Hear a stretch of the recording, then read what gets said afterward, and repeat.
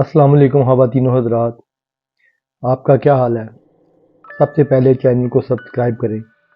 اب آپ کے سامنے ناول کا 2 پارٹ پیش کیا جا رہا ہے۔ لیجیے حاضر ہے۔ پہلی رات گزر چکی تھی۔ سونے کے اینٹوں کے مالک کے ذہن میں یہی بات گردش کر رہی تھی کہ میں سونا لے کر روانہ ہو چکا ہوں اور کل میرے پہنچتے ہی اسے کال آ جائے گی۔ مالک اپنی طرف سے لوڈنگ روانگی کے بعد خود کو بڑی الزامہ سمجھ رہا تھا اور لمبی تان کر سو گیا تھا۔ سونے کے بیپاری نے اینٹوں کو ٹھکانے لگانے کے لیے انتظام کر لیا تھا۔ سونے کی حفاظت کے انتظامات بھی مکمل کر لیے گئے تھے۔ صبح تک تمام مال متعلقہ بیپاری کے پاس پہنچ جانا چاہیے تھا، مگر پورا دن بھی ہاتھ میں پکڑی ہوئی ریت کی طرح گزر گیا تھا۔ گاڑی خریدار کے پاس نہیں پہنچی تھی۔ اس کو کوئی تشویش لاحق ہوئی۔ اس نے سونا بیچنے والے تاجر کو فون کر دیا۔ بہت بڑی رقم کی ادائیگی ہو چکی تھی۔ سونے کے بیپاری نے اپنے فون آپریٹر سے سونے کے تاجر سے شام کے وقت رابطہ کرنے کے لیے کہا۔ آپریٹر نے نمبر ملایا تو آگے سے سونے کے تاجر کے آپریٹر نے فون اٹھایا تو آپریٹر نے سونے کے تاجر سے اپنے بیپاری مالک کی بات کرانے کے لیے کہا۔ سونے کے تاجر نے رسمی لیک کے بعد پوچھا، کیا مسئلہ ہے؟ بیپاری نے کہا، ابھی تک مال نہیں پہنچا، کیا وجہ ہے؟ تاجر نے بتایا، مال تو کل شام سے روانہ کر دیا گیا ہے اور ابھی تک نہیں پہنچا۔ مال صبح تک پہنچ جانا چاہیے تھا۔ چاند میرے بھروسے کا آدمی ہے، راستے میں بھی واردات کا کوئی خدشہ نہیں، میں ابھی پتہ کرتا ہوں۔ اتنا کہہ کر تاجر نے فون بند کر دیا اور ہنگامی الارم بجا دیا۔ سیکیورٹی پروٹوکول گارڈ کے علاوہ تمام عملہ کے اہم اراکین سونے کے تاجر کے پاس اکٹھے ہو گئے۔ اس نے داڑتے ہوئے کہا، وہ چاند سونے سے بھری گاڑی لے کر ابھی تک مسقط نہیں پہنچا، فوراً پتہ کرو وہ کہاں ہے۔ سب سے پہلے پولیس آفس سے اطلاع کی گئی، جس سے نجوہ سے مسقط عروبہ تک کی تمام پولیس موبائل گاڑیاں الرٹ ہو گئیں۔ موبائل پولیس ڈپارٹمنٹ نے چیک پوسٹ سے لے کر مسقط تک کی پچھلے 24 گھنٹوں کی تمام گاڑیوں کی رپورٹ پیش کر دی۔ میری گاڑی کے بارے میں یہ رپورٹ تھی کہ میری گاڑی نجوہ چیک پوسٹ سے نکلی تو ہے، مگر گاڑی اور آگے میرا کوئی اتا پتہ نہیں ہے، نہ ہی میری گاڑی کے روڈ سے کسی دوسری ریاست کی طرف جانے کے اثرات نظر آئے ہیں۔ اربوں ریال کا سونا تھا۔ تاجر بیپاری سے رقم وصول کر کے دبئی تاجروں کو روانہ کر چکا تھا۔ یہ نقد اور ادھار لین دین کا سودا تھا۔ کمپنی ایک بہت بڑی مصیبت میں گرفتار ہو چکی تھی۔ مسقط سے نجوہ تک بے شمار بیپاری قانون کی گرفت میں آنے والے تھے۔ سرمایہ کاروں کا سرمایہ ڈوبنے کا خدشہ تھا۔ کمیشن ایجنٹ مفت میں مارے جانے تھے۔ اسی وقت کمپنی نے کچھ ہیلی کاپٹر ہائر کر کے نجوہ سے مسقط کی طرف روانہ کر دیے، لیکن وہ نجوہ چیک پوسٹ سے آگے نہ جا سکے۔ ریت کا طوفان شروع ہو گیا تھا اور ہیلی کاپٹر واپس ہینگروں میں پہنچ گئے۔ ای ٹریکر کمپنی سے رابطہ قائم کیا گیا۔ گاڑی حدود سے باہر تو نہیں گئی یا حدود کے اندر ہی ہے؟ اگر ہے تو کہاں ہے؟ ریت کے طوفان سے درہ درہ میری گاڑی کے ارد گرد اکٹھا ہوتا گیا۔ طوفان کئی گھنٹے تک جاری رہا۔ گاڑی پر ایک ریت کا پہاڑ بن گیا اور گاڑی ریت میں دب گئی، جس سے میرا اور گاڑی کی تلاش کا آپریشن عارضی طور پر ملتوی ہو گیا۔ ای ٹریکر کمپنی نے اپنی رپورٹ پیش کر دی کہ گاڑی حدود کے اندر ہی ہے، وہ حدود سے کسی بھی جگہ سے باہر نہیں گئی۔ مالک چیخو چنگاڑ رہا تھا، گاڑی ہے تو کہاں ہے؟ اس کا کوئی تو نام و نشان ملنا چاہیے، اور وہ چاند اگر زندہ ہے تو مل کیوں نہیں رہا؟ مالک اور ملازمین دن رات اسی پریشانی میں ڈوبے ہوئے تھے۔ ریت کا طوفان رکنے میں نہیں آ رہا تھا۔ تا حد نظر ریت ہی ریت عموماً گیریوں کی شکل میں اڑ رہی تھی۔ ریت کے طوفان کے سوا کچھ نظر نہیں آ رہا تھا۔ سورج کی تیز شعاعیں زمین تک پہنچنے کی بھرپور کوشش کر رہی تھیں، لیکن طوفانی ہوا نے انہیں بے بس کر کے رکھ دیا تھا۔ جو ریت سورج کے سامنے چمک رہی تھی، اس کا ہر ذرہ چمک رہا تھا۔ گرم ہوا کے تھپیڑے ریت سے ماحول تپا رہے تھے۔ بیچ میں ہواؤں کے درمیان صحرا کی تپش الگ گردش کر رہی تھی، جس سے صحرا کے آس پاس کی آبادیوں میں جلن کا احساس اڑ اڑ کر پہنچ رہا تھا۔ اس طوفان سے سب سے زیادہ نجوہ کے لوگ متاثر ہو رہے تھے، جو گرم میں مقید ہو کر رہ گئے تھے اور کھڑکیوں کے شیشوں سے طوفان کے تیز اور آہستہ ہونے کا اندازہ کر رہے تھے۔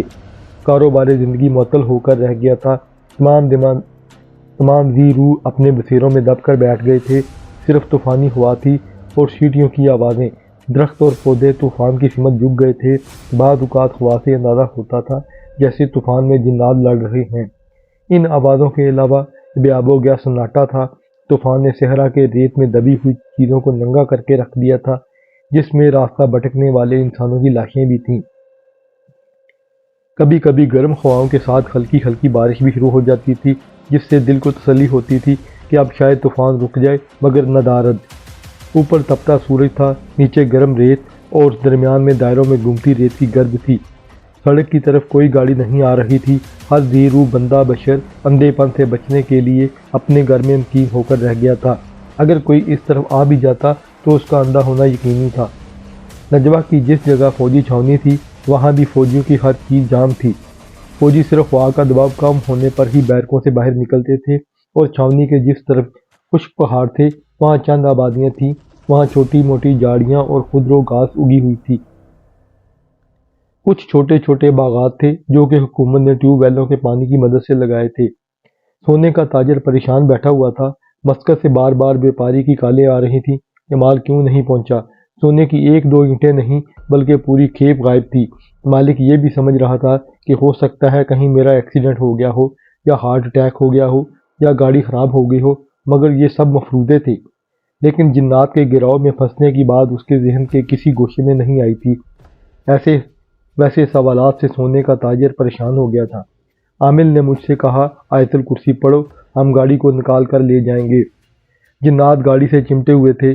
کبھی تو وہ گاڑی کے اپنی طرف کھینچنے کی کوشش کرتے اور کبھی گاڑی کو ہوا میں اچھالنے کی بھی کوشش کرتے۔ ایک دو بار تو انہوں نے گاڑی کو اٹھانے کی بھی کوشش کی۔ گاڑی کے اندر ہمیں عجیب و غریب آوازیں آ رہی تھیں۔ ہم خوف زدہ ہو رہے تھے۔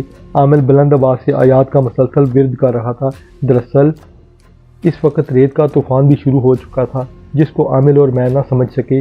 ہم یہی سمجھے کہ گاڑی کے گرد یہ ریت کا حصار اور فضا میں ریت کے بگولے جنات کی کارستانی ہے۔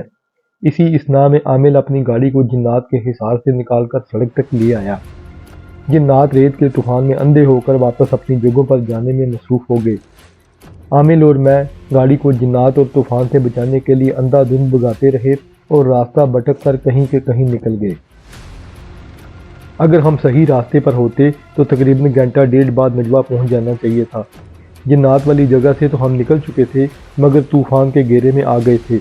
ہمارے چہروں پر مسلسل ہوائیاں اڑ رہی تھیں اور تشویش کی لہریں دوڑ رہی تھیں۔ ریت گاڑی کے دروازوں کی درزوں سے مسلسل اندر تک گھس رہی تھی۔ گاڑی بہلا سے کافی دور پہنچ چکی تھی۔ ریت کے طوفان کی وجہ سے ہمیں یہ بھی سمجھ نہیں آ رہی تھی کہ ہو سکتا ہے گاڑی جنات کے ڈیرے پر یا آس پاس ہی گم رہی ہو۔ 3-4 گھنٹے کی ڈرائیو کے بعد عامل نے ایک جگہ گاڑی کھڑی کر دی اور کہا، اب گاڑی تم چلاؤ، میں تھک گیا ہوں اور راستوں کو دیکھتے دیکھتے میرے سر میں بھی درد شروع ہو گیا ہے۔ میں نے بڑے شوق سے کہا، ہاں اب گاڑی میں چلاتا ہوں اور راستوں کو تلاش کرنے کی کوشش کرتا ہوں۔ میں کچھ موہوم نشانات کو ذہن میں رکھ کر گاڑی احتیاط سے چلانے کی کوشش کرنے لگا۔ دراصل میں کسی سڑک اور گاؤں کی تلاش میں تھا۔ ہم دونوں تہہ دل سے مالک کائنات کو یاد کرتے ہوئے اس کا شکر ادا کر رہے تھے کہ جنات سے بچ گئے ہیں۔ ریت کچی سڑکوں کے نشانات مٹا دیتی ہے۔ میں راستوں کو تلاش کرتے ہوئے بار بار سوچ رہا تھا کہ کاش میں اعلیٰ تعلیم یافتہ ہوتا تو کسی اچھی جگہ جاب کر رہا ہوتا اور آج ڈرائیور ہونے کی بجائے اس مصیبت میں نہ پھنستا۔ حالانکہ میرا باقی خاندان اعلیٰ تعلیم یافتہ تھا۔ میں نے سونار کا کام سیکھا اور دل و جان سے اس فن پر محنت کر کے طاق اور مشاق ہو گیا کہ مالک کی ضرورت بن کر رہ گیا۔ مالک مجھے بھروسے کا آدمی سمجھتے ہوئے دوسرے شہروں میں سونے کی لوڈنگ پہنچانے کی ذمہ داری سونپ دیتا تھا۔ میں پچھلے کئی سال سے اس کے ہاں کام کر رہا تھا اور اچھی خاصی تنخواہ لے رہا تھا اور کاروباری حصہ دار بھی تھا۔ میں طراز قد، گولڈن رنگت والا، دلکش شخصیت رکھنے والا نوجوان تھا اور زیورات بنانے میں اعلیٰ مہارتوں کا مظاہرہ کرنے کے علاوہ گولڈ کی عالمی مارکیٹ کے اسرار و رموز بھی سمجھتا تھا۔ میری انہی خوبیوں کی بنا پر مالک نے اپنی 3 خوبصورت سانولی رنگت کی بیٹیوں میں سے ایک کی شادی میرے ساتھ کر دی تھی۔ میں کام کے بعد اپنے کمرے میں تنہا بیٹھا رہتا تھا اور کھویا کھویا رہتا تھا۔ ایک دن مالک نے میری تنہائی بانپ کر اپنی ایک بیٹی کی شادی مجھ سے کر دی تھی۔ میں اس وقت صحرا میں عجیب صورتحال سے دوچار تھا۔ جہاں تک نظر جاتی تھی صحرا ہی صحرا نظر آتا تھا۔ ریت کا ہر ذرہ کسی تارے کی مانند چمکتا ہوا نظر آتا تھا۔ صحرا کی سطح دہکتی ہوئی معلوم ہوتی تھی۔ ریت کی سطح سے اٹھنے والی لہریں ریت پر رقصاں معلوم ہوتی تھیں اور سطح آتش فشاں کے لاوے جیسی تپش چھوڑتی ہوئی محسوس ہوتی تھی۔ کوئی چرند پرند جانور دکھائی نہیں دے رہا تھا، نہ کوئی درخت، نہ جھاڑی، نہ سایہ، اور صرف خوف پیدا کرنے والے سناٹے تھے۔ पत्थर थे तो वो भी आबलों जैसे दहकते हुए नजर आते थे। गाड़ी चलती चलती जीप से सहराई इलाके में पहुंच गई थी। कभी कभी तो ऐसा मालूम होता था गाड़ी को जिन्नात धक्का लगा रहे हैं। कभी रेत में टायर फंसे हुए मालूम होते, कभी मालूम होता जिन्नात गाड़ी आगे से पीछे धकेल रहे हैं, और कभी गाड़ी इतनी बोझल हो जाती कि जिन्नात छत पर बैठे हुए मालूम होते थे। शीशों से बाहर जिन्नात के अजीबो-गरीब रोले नजर आते थे। हम दोनों बड़ी देर से बेहिम्मत और बगैर किसी सड़क के चले जा रहे थे। छोटे छोटे पत्थर उड़ उड़ कर गाड़ी से टकरा रहे थे। गाड़ी बार बार छोटे बड़े पत्थरों पर चलते हुए अटकल पिचकू हो रही थी, जिससे हम दोनों को गिरदे हिलने से बार बार जिस्म में दर्द की शिकायत हो रही थी। इतने हिचकोले मैंने जीप पर शोगरा से सिरीपाई के सफ़र के दौरान भी नहीं खाए थे जितने पिछले 2 घंटे से हम यहाँ खा रहे थे। हम दोनों जिन्नात की कैद में आने से बचने के लिए इनके खौफ में मुब्तला गाड़ी को अंधाधुंध भगाए जा रहे थे। आस पास कहीं भी रास्तों के गुमशुदा आसार नजर नहीं आ रहे थे। अचानक मैंने टायर के आगे भारी पत्थर की रुकावट आने पर गाड़ी रोक दी और आमिर, जो कि किसी विरद में मसरूफ था, से कहा, लगता है हम रास्ता भटक गए हैं और किसी नामालूम मकाम पर पहुंच गए हैं, या हो सकता है ये कोई खुला सहरा हो। अगर हमने सूरज ना देखा या किसी सही सिमत तक ना पहुंचे तो इसी सहरा में भटकते हुए हमारी मौत यकीनी है। आमिर के चेहरे और लहजे में तशवीश थी। उसने कहा, मालिक कायनात पर भरोसा रखो, हम बड़ी मुसीबत से निकल आए हैं। अगर हमारी मौत यहीं लिखी होती तो हम जिन्नात के कब्जे में ही मारे जाते और हमारी लाशों में कीड़े भी पड़ चुकने थे।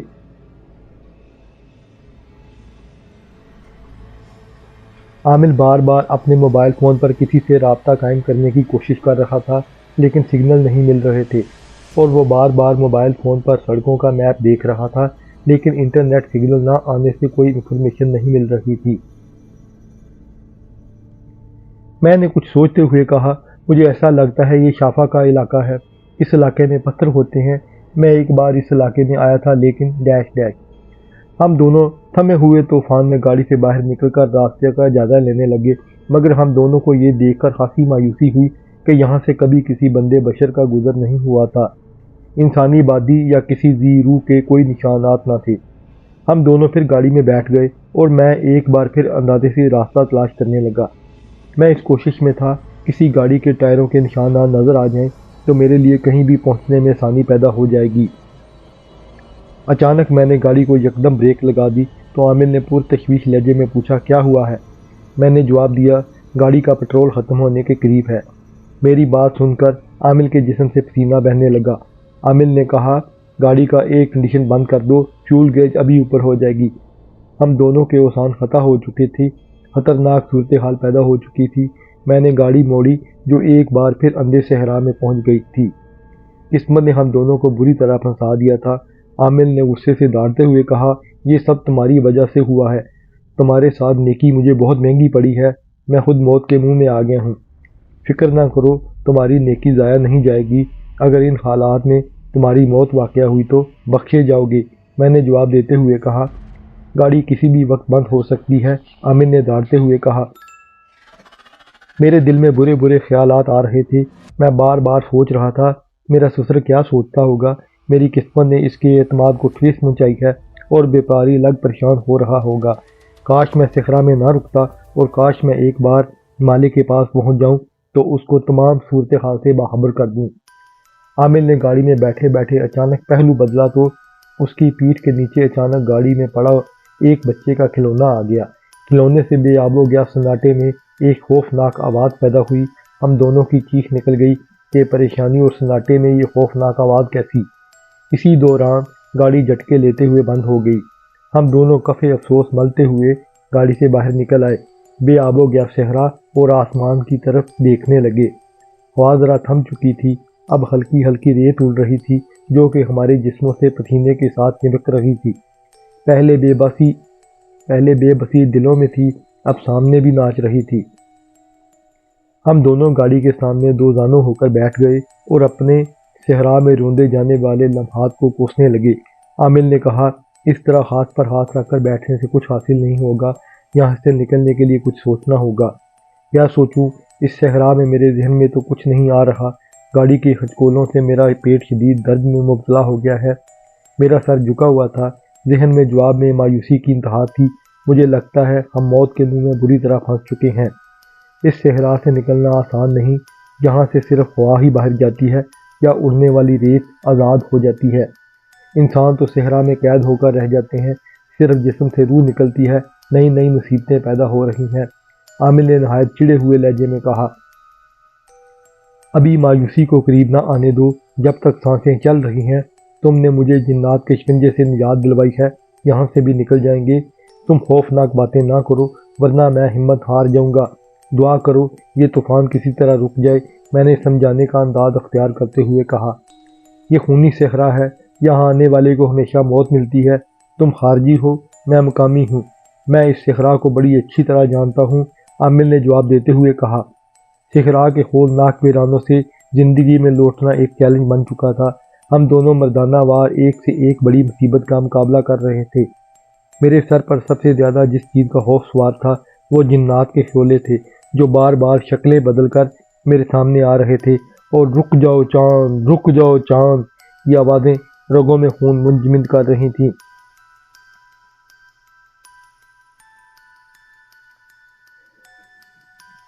کھانے کو ہمارے پاس سرے سے کچھ موجود ہی نہیں تھا اور آنتیں چیخو پکار کر رہی تھیں۔ میں نے پچھلے 24 گھنٹوں میں سوائے جنات کی مار کے کچھ نہیں کھایا تھا۔ ریت کے تھکیڑے بار بار زبان پر اثر انداز ہو رہے تھے، جنہوں نے گلے کی آنتوں تک کو خشک کر دیا تھا۔ آگ برساتی دوپہر میں جسم گلنے سڑنے کی طرف مائل تھے۔ عامر نے اپنی پریشانی ظاہر کرتے ہوئے کہا، ہم راستہ تو بھٹک ہی چکے ہیں، مجھے لگتا ہے ہم کئی کوس تک صحرا کے اندر آ چکے ہیں۔ طوفان کی وجہ سے کسی سراب کا بھی پتہ نہیں چل رہا تھا۔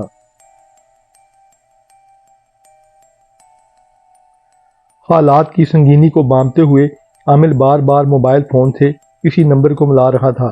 اب کی بار کہیں نمبر مل گیا تو اس کے چہرے پر تھوڑا اطمینان ظاہر ہوا۔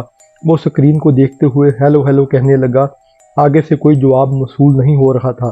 اس نے فون بند کر کے ایک میسج کر دیا کہ میں صحرا کے طوفان میں پھنس چکا ہوں، کچھ سمجھ نہیں آ رہی کہاں ہوں، کسی ہیلی کاپٹر کو ہائر کر کے مجھے تلاش کرنے کے لیے بھیجو۔ آگے سے سگنل کی کمزوری کی وجہ سے ایک دو بار فون کال نامکمل موصول ہوئی، لیکن میسج پر اوکے کا جواب آ گیا۔